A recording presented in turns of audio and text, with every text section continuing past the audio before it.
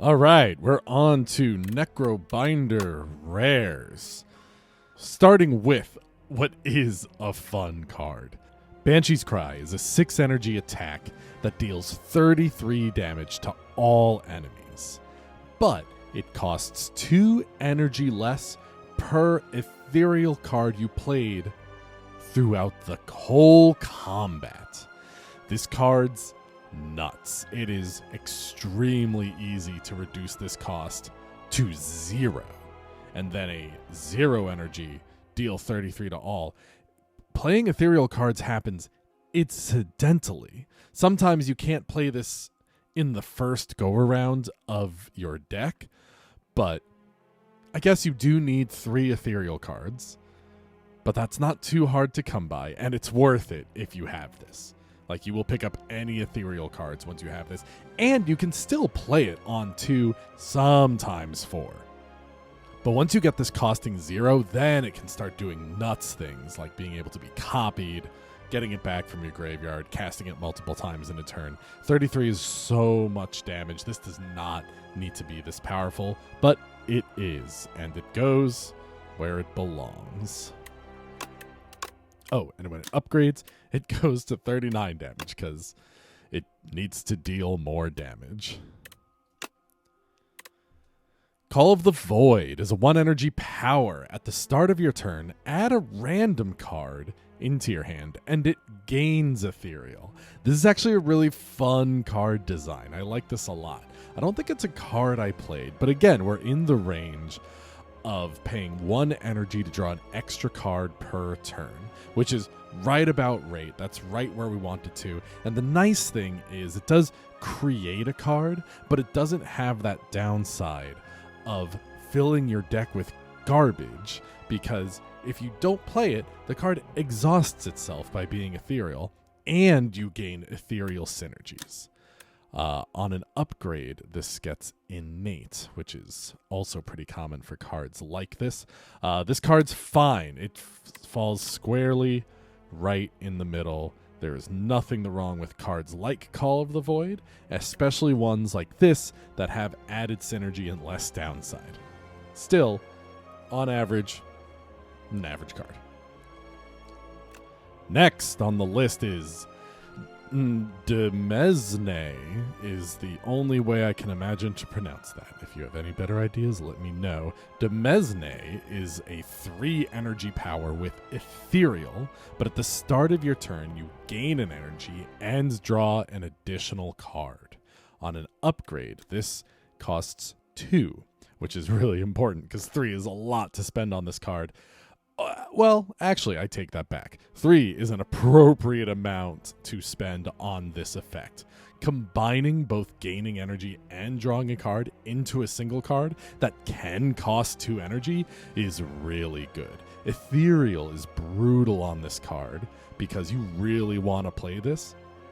And the only reason it's going to exhaust itself is if you genuinely can't, because there's very few situations where you choose to do anything else besides play this card. Whether it's at 3 energy or 2 energy, getting this down as soon as you draw it is so valuable throughout the course of a combat. Demesne is really powerful, but it has a clear downside. It doesn't cost 0 like Banshee's Cry. So Demesne is a powerful effect with a reasonable cost. That puts it just below the top tier. Next, we have Devour Life. It's a 1 energy power, and whenever you play a soul, summon 1. It upgrades to summoning 2. This, combining 2 very powerful mechanics, both creating souls and summoning. So you create souls and draw cards that create souls that draw more souls, and every time you play a soul, you summon 1 or 2. This card can get out of hand very quickly. It only asks to be set up with soul synergies, and it can get out of hand. I'm trying to imagine what is the average case for this if you don't have a lot of soul generators, because nothing creates souls in your starting deck. You have to pick them up. But if you get, for example, 1 Capture Spirit, and you have 3 souls in your deck, you'll gain 3 summon, let's say. That's not enough. You would need looking at this, Devour Life Plus you can jam into most decks, but Devour Life, you need reasonable soul support. But it really scales very high. The ceiling is very high on this card. But the floor, not every deck is a souls deck, and not every deck has enough souls to support this. That said, this is a great reason to start picking up souls. So Devour Life, I like putting it next to Demesne. I think that's an appropriate power level for this card. Next is Eidolon. 2 energy skill. Exhaust your hand. If you exhaust 9 cards this way, you gain Intangible 1. It upgrades to costing 1. I got this card in one of my runs because a card of mine was transformed into this, so it got added to my deck. And it was miserable. I never played it. It was just a curse in my deck. There was no situation for the deck that I built to play this. You really need to be, if you want to exhaust 9 cards just for 1 turn of value, you need to be really creating a lot of cards. And I don't see that happening enough in this character. I don't see where you're getting all of these cards that you can exhaust 9 of them for 1 turn of value. Unless you're getting value off of the exhaust itself, which you can. But I don't actually know how much that's Necrobinder's bag. I don't know how much Necrobinder really cares about exhausting. I know you can get things back from exhaust, I believe. But this is asking for so much work. And the payoff, Intangible's very powerful. And it's important to note that sometimes this card just saves your life. You reach a situation where you face off against that one attack that will kill you, and you don't have enough. But this one card can tank all of it. And that's important. But the setup for getting 9 cards it's a lot to ask for just to get 9 cards in your hand in the first place. And you have to make sure one of them is this card? Nuh-uh. I don't buy it. I don't believe in this card. This card, I'm going to rename D tier to F tier, just so it's clear exactly how I feel about Eidolon. It's a good name for a card, but not the effect I'm looking for. End of Days is next. End of Days is a 3 energy skill that applies 29 doom to all enemies, and then it kills the enemies with at least as much doom as hit points. So, in my previous video about Necrobinder commons and uncommons, I talked about the downside of doom, giving the enemies 1 more turn to hurt you if you rely on doom. End of Days removes that downside, and 29 doom is a lot of doom. This is one of the most fun things you can do, is get this card early, because you just wipe the board with doom every single encounter. It's a lot of fun. Highly recommended. Not gonna happen very often, but that's okay, because even if you don't get this in the beginning of the run, this is still valuable later. It upgrades to doing 37 doom. There's a lot of big numbers that turn into bigger numbers in the Necrobinder. I've never had a deck that I added End of Days to and it felt bad, which is a good sign. But I also don't think I've ever added End of Days to a deck that felt like it appreciably improved because of it. So that makes it hard to rank, and I'm going to cop out a little bit and just put it in the middle, because it doesn't protect you. You do need to get kills with it, and you can get kills with it. And I want to take back that statement.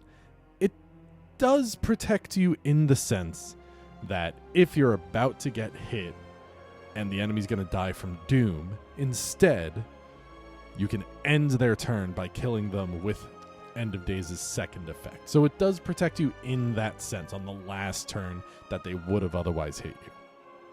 This is not a card that you can really synergize well with cards that want you to apply doom, because this only does it once. And, well, it does it for each enemy, so that's actually not unreasonable. But 3 energy is a lot to ask for, but 29 Doom is so much to do. Yeah, this card's interesting. It's costed pretty well. I'm just worried that I don't know how effective it would be in a deck that is struggling, because I have had very few decks that are struggling and have used this well. So really the test of this card will be how well it can push you up from a point where you don't have good answers and you're not able to carry through the run. Does this help you climb more floors than not having it? Because this is a card that could be a classic curse in your deck. 3 energy, too expensive, doesn't protect you, might sit in your deck, could hurt you. So I'm going to leave it in the middle, hedging a little bit. But I like the card, and it has a lot of promise for how much doom it can put on enemies, for sure. Next, now we have Eradicate. This card, you'll notice, one of my top commons for the Necrobinder is Reap, which is 3 energy, deal 27 damage, and it retains. Eradicate, at the base level, for 3 energy deals 33 damage, and you can choose not to spend 3 energy on it, which is Reap's biggest downside. And Eradicate has the ability to deal more damage by putting more energy into it and combining it with energy gaining effects, Chemical X. Eradicate is powerful. It's fun. I can't imagine any downside to this card because it retains. It gets out of your deck and it's ready for when you need it, combining all of your vulnerable effects, your lethality effects. Extremely powerful card. I've definitely won runs because of Eradicate. And actually, Eradicate and Banshee's Cry are 2 of my favorite rares, and they're going to go in the top to reflect that. All right, we're going to talk about Hang, a 1 energy attack that deals 10 damage, and then it puts a debuff on the enemy that doubles the damage all Hang cards deal to that enemy. They really remade that 1 card from the Watcher that puts marks on the enemy, except this one doubles the damage and starts at 10 and generally is just an insane card. I've only gotten this in 1 run, but it was my shortest run that I played and won. This card is so powerful, especially if you get it early enough and can plan around it, put enchantments on it, copy it, get vulnerable. I mean, this card begs to be built around. But if you can't build around it, that's okay, because dealing 10 damage for 1 energy is good. That's a good use of 1 energy. However, every point after that, it deals 20 damage? And then it does... Ooh, is it 30 or 40? I'm not actually sure. I think it goes up to 40. I think it scales exponentially, which is... That can't be right. Hang is a rare attack. What Hang does. When a play deals 10, it doubles the damage all Hang cards would deal. The effect only applies to the specific enemy. Why Hang scales. The strength of a Hang comes from how the doubling stacks. The damage keeps multiplying against the enemy. First Hang deals 10, then it doubles. Third Hang doubles again. Okay, so if you were to use numbers, which would be helpful, it deals 10, then 20, then 40. There's no way Hang isn't getting nerfed. Thank you, Reddit. Yeah, a quick search on the internet tells me that it does double each time, going from 10 to 20 to 40 to so on and so forth. It is weird that this card is designed this way. It seems very obviously too powerful, too easy to build around. I guess if you get it late and your deck is too big, then maybe you don't want to pick it up, but your deck could also just be a small deck, because that's a good thing to have. Also, your deck could have a lot of souls in it, which would let you draw it faster, which is also not too uncommon. I'm biased because I only saw this card once, so I feel like I've gotten much more use out of Eradicate and Banshee's Cry, but I have to say, Hang deserves a place up here and probably at the top. I just have to assume that's true. I'm not sure. I've only gotten it in one run where I got it really early, and that was very lucky and not how I will choose to rate that card based on that experience, but it was really good. So we're going to put it at the top of the top and move on from there. Oh, and this upgrades to doing 13, which honestly, why? I don't even why 3? Why? It doesn't even matter. Anyway. Misery. Misery is a 0 energy attack that deals 7 damage, and then it applies any debuffs on the enemy target to the rest of the enemies. This is really interesting. I did see this card a couple of times and I never picked it up because I just never quite imagined the value, especially because boss encounters tends to be single enemies. Occasionally they have one brawly minion. But I didn't find myself interested in a card that was essentially a strike plus with upside in multi-enemy combats. Which is all to say this card's good. I really don't have any complaints about it. It offers a unique effect that I think can be really important, especially if you're playing like a multiplayer game with a silent that's putting poison on things. That seems like it'll be pretty powerful in that scenario. But in a single player game, it's just a good strike plus, which I think is fine for some rares to be. But I'm going to rate it as such and put it right in the empty C tier. This upgrades to dealing 9 damage and retaining. Retaining is nice. That's good, so you can make sure to get those debuffs as soon as you want them. That's a good. They're really using retain a lot, but it doesn't feel like it's being overused, which is impressive. I feel like I am seeing it a lot. So I hope they don't continue adding it to things, but it's a good mechanic. It works really well in Spire. Next is Necro Mastery. Necro Mastery is a 2 energy power that summons 5, and whenever Asti loses hit points, all enemies lose that much HP as well. On an upgrade, this summons 8. So this is a power I have played a few times, and it's never felt like I've needed it.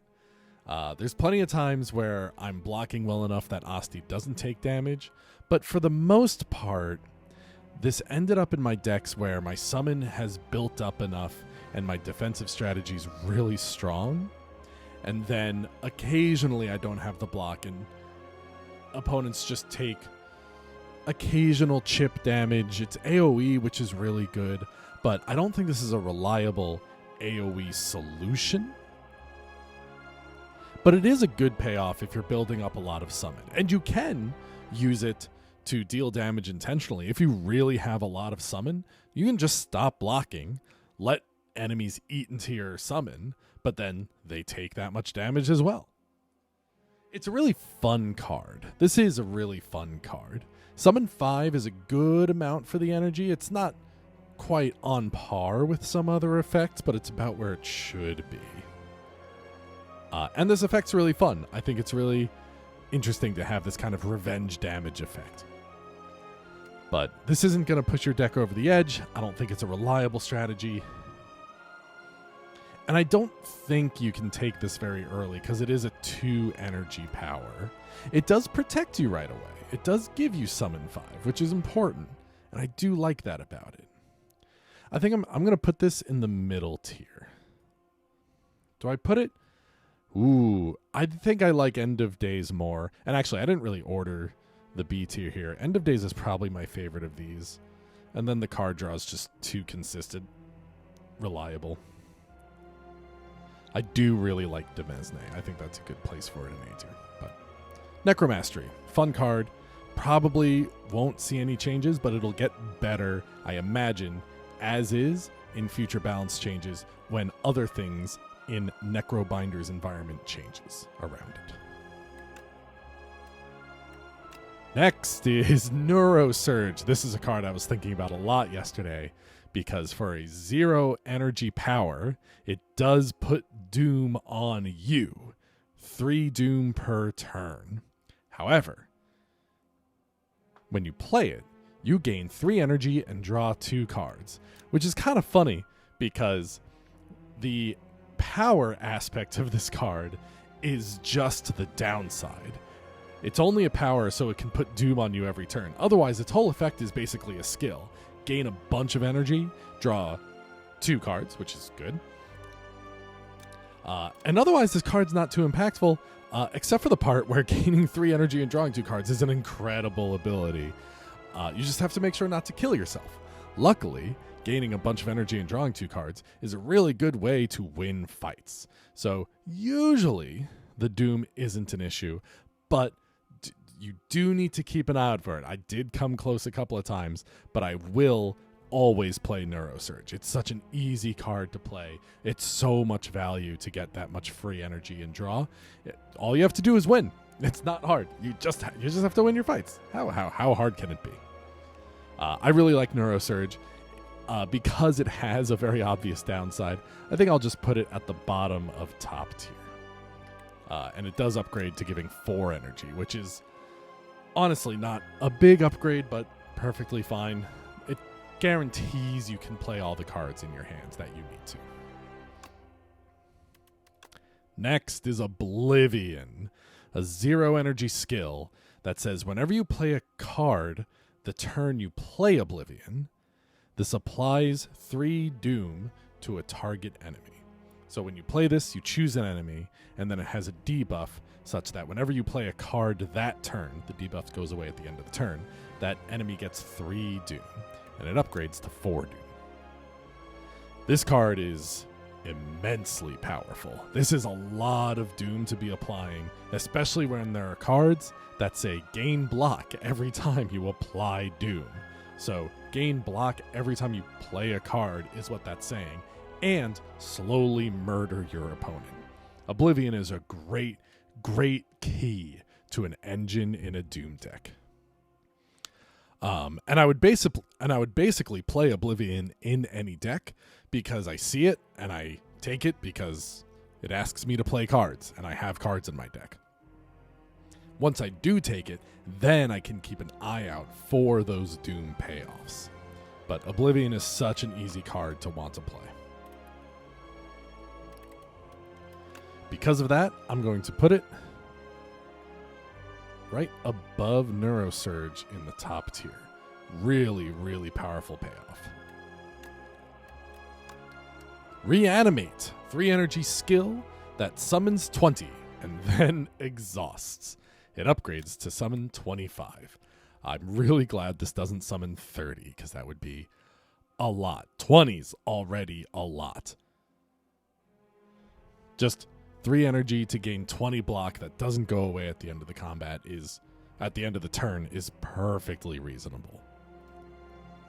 What's funny is it is expensive. I don't find myself playing this card that often because what happens is when you spend 3 energy on a card like this, it ends up getting used up pretty quickly because you've spent all your energy and the enemy's probably attacking you. So you're actually only going to get like maybe 10 block out of it, 10 summon out of it, which is good because you also didn't take damage, but you also didn't play anything else. So Reanimate's good, and you can jam it into any deck. It's just balanced kind of reasonably well, and there's a lot more efficient ways of getting summon, but this is a fun card to not duplicate, but copy or cast multiple times, I'll say, with effects that let you do that. So Reanimate ends up going into probably the middle tier for me. Honestly, put it above the book, but below the, I want to call it Phyrexian Arena, draw a card every turn. I come from Magic, I'm so sorry. But Reanimate goes into the middle. I think that's perfectly reasonable. Reaper Form. 3 energy power. Whenever attacks deal damage, they also apply that much doom. When it upgrades, it gains Retain. Honestly, I don't think this card's very good. I don't think this is a great way to apply doom, because things like Oblivion exist, unfortunately, and Oblivion asks so much less, and honestly, gets you so much more doom. Because compare it to Oblivion for a second. Oblivion costs 0. This costs 3. Oblivion puts doom on enemies for every card you play. Reaper Form only applies doom for attacks that you play. And it's probably going to apply more doom per attack, but then you're getting less application triggers. All of that for a 3 energy power that doesn't cost 2 on upgrade? I don't buy this card. I don't buy this card that gives you no way to protect yourself and then asks you to attack more just to win with doom. I think this is not a good payoff for the doom deck. I think my best doom decks are the ones that don't rely on attacking and can passively build up doom by playing non-attacks and playing skills and using countdown. I think those are much better doom decks than Reaper Form is incentivizing. Given that, yeah, I don't, rare rankings are interesting because the lowest tiered rank are still going to be better than a lot of commons and uncommons, but this card goes to the bottom. Amongst rares, it is one of the worst. Next is Sacrifice, 1 energy skill that retains without upgrading it. If Asti is alive, Asti dies, but you gain block equal to double his max hit points. This card's doing so many things you want it to. It retains. I mean, I guess that's about it. But it retains, and it gives you double max hit points, which is just an arbitrarily large amount of block, or at the very least, it incentivizes you to play this card instead of just letting Asti take the hit. Because this can't just give you block equal to double the max hit points, because it's killing Asti. If it didn't double the max hit points, then this card actually has no effect, because you could just block with the 20 summon instead of killing Asti and gaining 20 block. But the important thing about this card is that it retains. So I like picking up this card.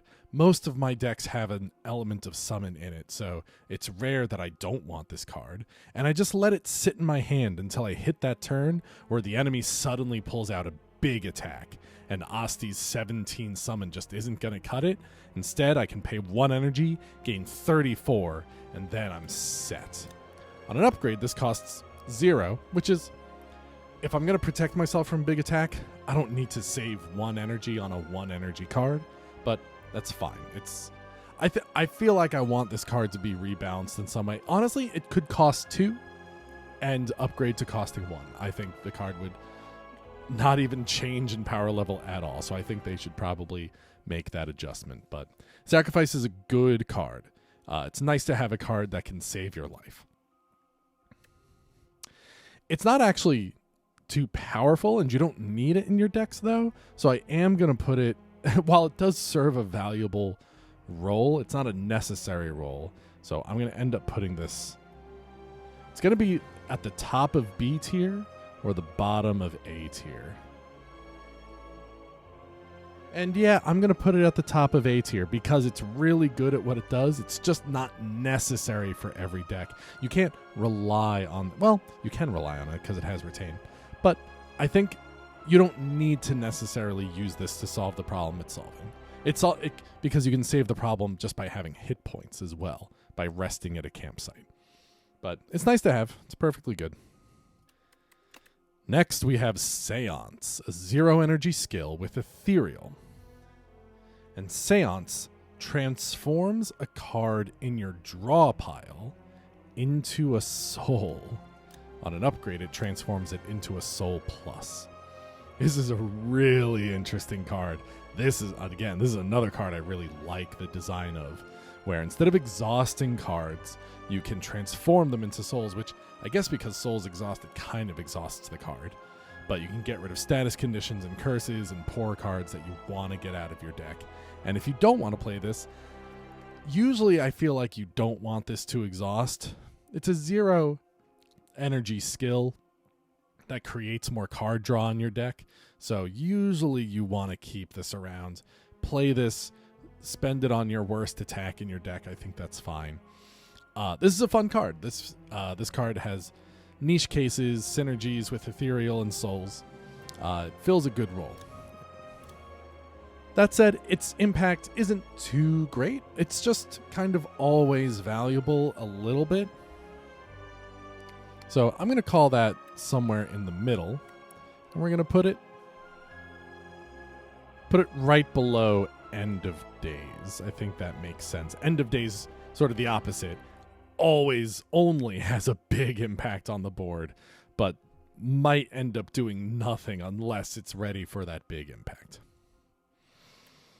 All right, next we have Sentry Mode. 2 energy power that says at the start of your turn, you add a Sweeping Gaze into your hand. A Sweeping Gaze is a 0 energy colorless attack with Ethereal, but when you play it, Asti deals 10 damage to a random enemy. When you upgrade Sentry Mode, it reduces the cost by 1. This is a fun card. I'm not against it, but I never played it. I'm not really in the market for spending 2 energy to deal 10 damage a turn. This really relies on having some Ethereal or Exhaust synergies maybe, but more so synergies with using Asti attacks. And that's just not the most powerful synergy in the Necrobinder, and this is not the most powerful card. 10 damage per turn for 2 energy is good. It's fine. But there's so many better ways to achieve your goals. There's so many better strategies. I don't think this is a bad card. I just find it ends up being underwhelming. That said, if you get it early, it's probably pretty good. But no, I take that back. Sweeping Gaze deals 10 damage to a random enemy. You not being able to choose your enemy, that's a big pet peeve of mine. I think that's a big problem. It ends up taking away a lot of value. And I'm going to put it in C tier for committing that sin. And next we have Shared Fate. Shared Fate is a 0 energy skill that makes you lose 2 strength. But an enemy target also loses 2 strength. On an upgrade, you only lose... Oh, sorry. I thought I was wrong. On an upgrade, the enemy loses 3 strength. This is a card I like a lot. Even if I am relying on strength a little bit, so long as I'm only relying on things like Reap, even Eradicate would be a problem. But if I'm relying on big attacks or Asti attacks, losing the 2 strength I can handle, but making my enemy lose 2 strength for free, I will absolutely play. That is a card I definitely want in my deck, and I want multiple copies. It is a really easy card to play.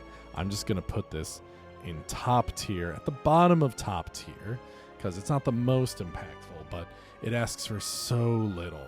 Honestly, losing 2 strength later in the run, very easy to deal with. And honestly, even early in the run, it protects you so much to prevent 2 damage per turn or more from multi-attacks that you can just rely on your Unleash, which is an Asti attack, and it doesn't reduce the damage of Unleash or another Asti attack. So Shared Fate's really good. It's got a downside, but Necrobinder makes it really easy to work around. Next is Soul Storm, a 1 energy attack that deals 9 damage, and then deals 2 additional damage for each soul in your exhaust pile. Or to put it another way, it deals additional damage for every soul you've played that combat. It upgrades to dealing 3 additional damage. Soulstorm is very similar to an uncommon Death March that counts the number of cards drawn, but it only counts them during your turn. Soulstorm counts every soul you've played during the combat. And some of the big Souls decks can play a lot of souls.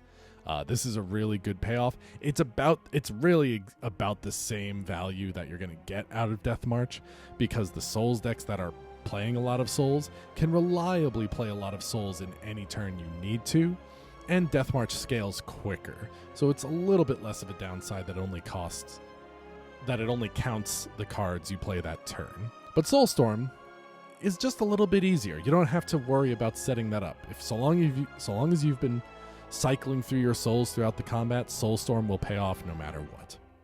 And for 1 energy, does 9 damage. That's the rate we're looking at, and it never, once it scales up, it never goes back down during combat. So Soulstorm is perfectly adequate. I'm going to say it's a little better than draw a card every turn, but I'll put it under Seance. Mostly because I think Seance is more fun. But its effectiveness is right around there. Next, we have Spirit of Ash. It's a 1 energy power that says whenever you play an ethereal card, gain 4 block. It upgrades to gaining 5 block, which is fair. That's reasonable. There's a lot of ways to generate ethereal cards. You can pick up a few ethereal cards. There's ethereal cards that give you block, which just makes those a lot, which this would make those a lot more powerful. But this isn't the most impactful card. However, it is a block strategy and can be really important for that reason. Unfortunately, it's one that I've never played. I actually read this and I don't recognize it. I'm a little surprised I haven't seen this, or at least I never picked it up. So I think the problem is Necrobinder's summon strategy is just so effective that I'm never relying on ethereal cards. But it does go well with cards I like Defile and Defy. I wonder if that naming convention's on purpose. But Spirit of Ash seems like a reasonable card. And actually, I want to put it in the bottom of A tier. Just under Devour Life, because Devour Life does summon, and summon is better. Next, we have Squeeze, a 3 energy attack where Asti deals 25 damage. And this deals 5 additional damage for all of your other Asti attack cards. So that's counting your library, your discard pile, and I think your exhaust as well as any cards you create during that combat. This card's really interesting. 25 damage for 3 is close. You really need other Asti attacks. But I gotta say, the one time I had this card, I had a lot of Asti attacks, and it did deal a lot of damage. This was a good payoff for that strategy. But I would call this narrow. You really can't play this otherwise. Looking at what I've ranked already, I'm actually going to throw this to the top of C tier above Misery. Because looking at B tier asks so much less of you. And Squeeze, there's so many instances that you're not going to be able to play this card. The Asti attack strategy is merely fine, but it's one strategy, and Squeeze doesn't interact with anything else. It's only a payoff for that. So, for that reason, it's going to stay in C tier. Take it if you can. This upgrades to starting with 30 damage and adding 6 for each attack. Next, we have the Scythe. Very cool name. For 2 energy, it's an attack that deals 13 damage. And then the damage is permanently increased by 3. And then this card exhausts.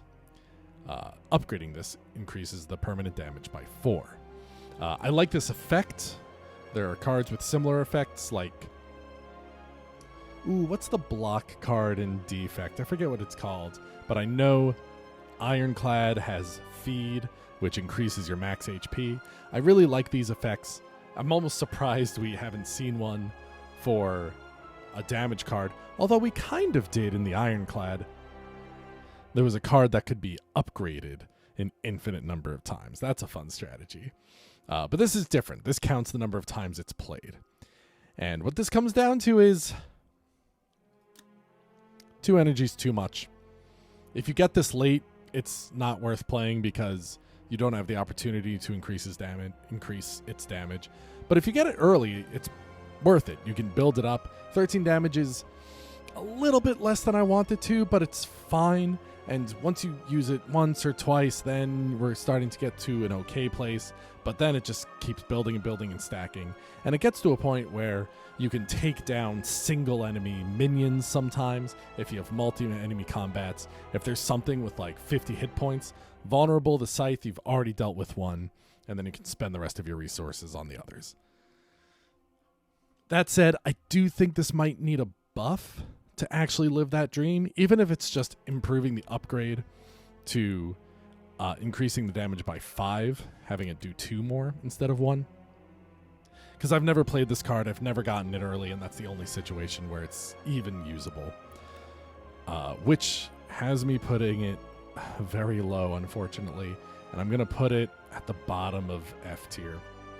I do like the card, and I want to see it be more valuable, but it's too narrow. It asks for you to work at it. It doesn't ask for a fatal blow, which is helpful, but it's 2 energy. Like it is unfortunate that it's 2 energy.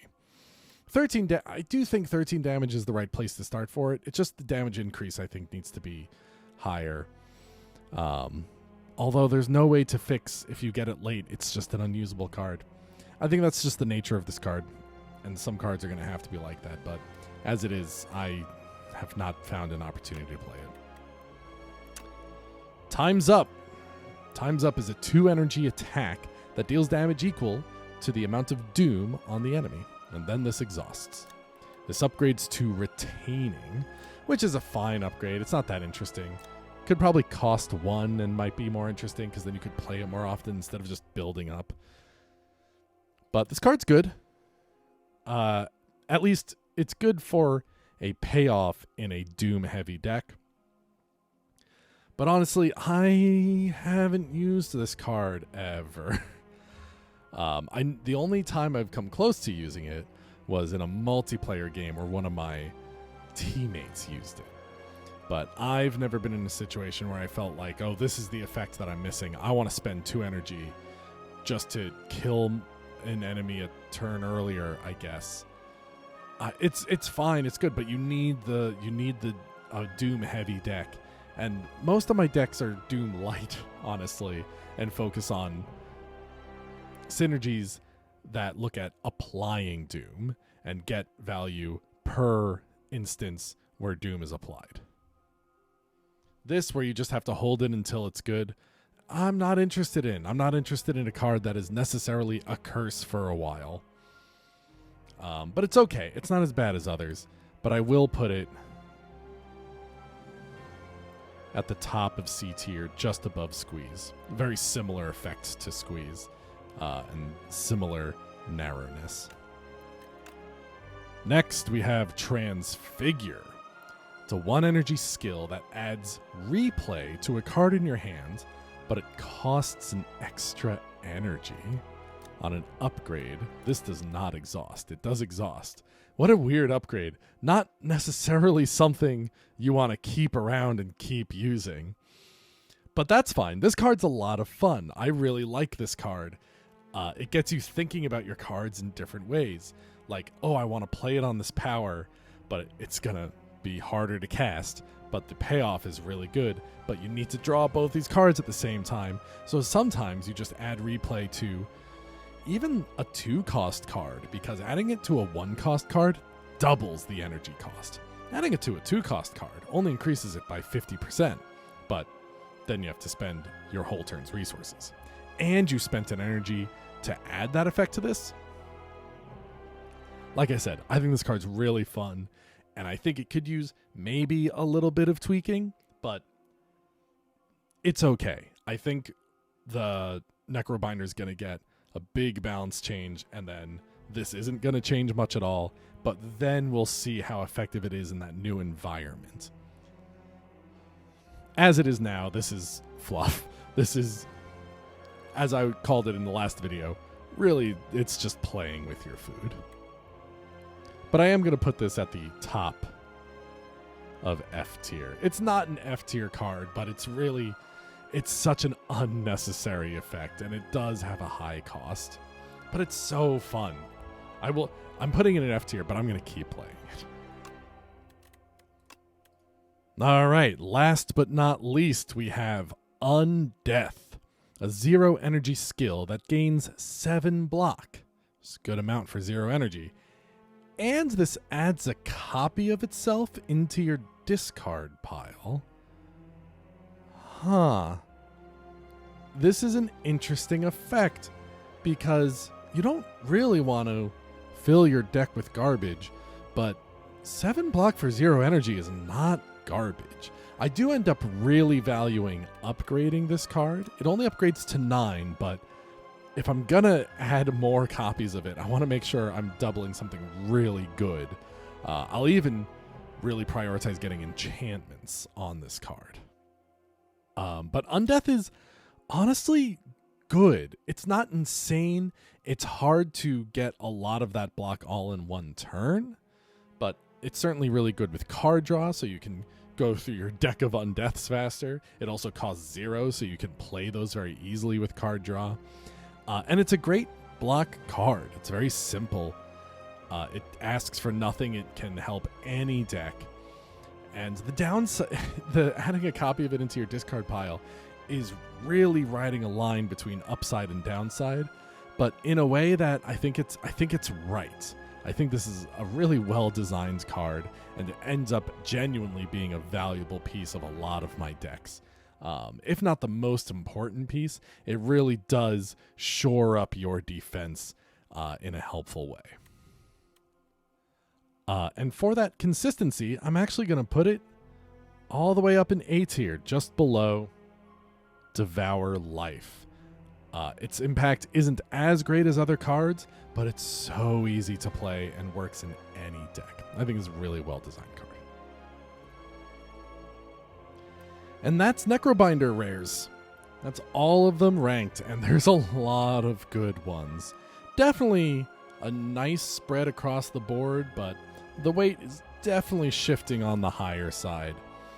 It's crazy that Necrobinder just has a card that gives you 3 energy and 2 draw for a downside, but honestly, I can't imagine a situation where you don't play that card.